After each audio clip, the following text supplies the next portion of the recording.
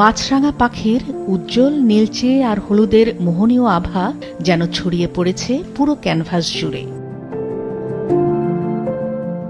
মাছরাঙা টেলিভিশনের প্রতিষ্ঠা বার্ষিকী কেন্দ্র করে ময়মনসিংহের মুক্তাগাছার সাবা ইসলাম বর্ণের সাথে দেখা করতে গেলে তার রং তুলির আঁচড়ে ধরা দিল এমন অনবদ্য সৃষ্টি।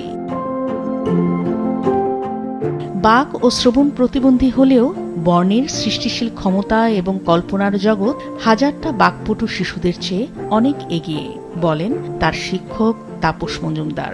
তার একটা জিনিস প্রখর চিন্তা যে সে শিখতে চায়। ঝড় বৃষ্টি যত বৃষ্টি হোক, মুক্তাগাছা থেকে সে ময়মনসিংহ চলে আসে ছবি আঁকা শেখার জন্য।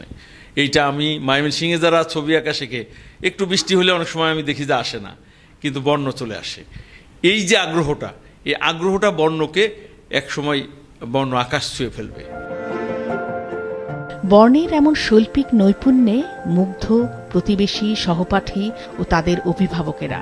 গর্বিত বর্ণের বাবা মাও। সে আমাদের মতো নর্মাল না, সে কানে শুনতে পারে না ও মুখে বলতে পারে না, তারপর সে অনেক ভালো ড্রয়িং আঁকে। নজরুল জয়ন্তীতে দেখলাম একটা ড্রয়িং যে আঁকছে, একদম আমার কাছে মনে হলো যে কাজী নজরুল ইসলাম জীবন্ত। ওকে দেখে আমাদের বাচ্চারা যেন উদ্বুদ্ধ হয় যে ড্রয়িং করা। মা হিসেবে বলবো যে আমার মেয়ে যেন শিখতে পারে, অনেক দূর আগাইতে পারে, ওরা যেন সব বিশ্বের দরবারে সবাই চিনে, বা ও যেন কিছু একটা করতে পারে দেশের জন্য।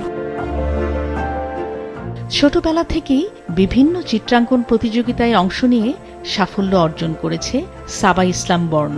একটু সহানুভূতি ও সুযোগ পেলে দেশের সীমানা ছাড়িয়ে আন্তর্জাতিক অঙ্গনেও স্থান করে নিতে পারে সে, প্রত্যাশা সংশ্লিষ্টদের। মাছরাঙা নিউজ ডেস্ক।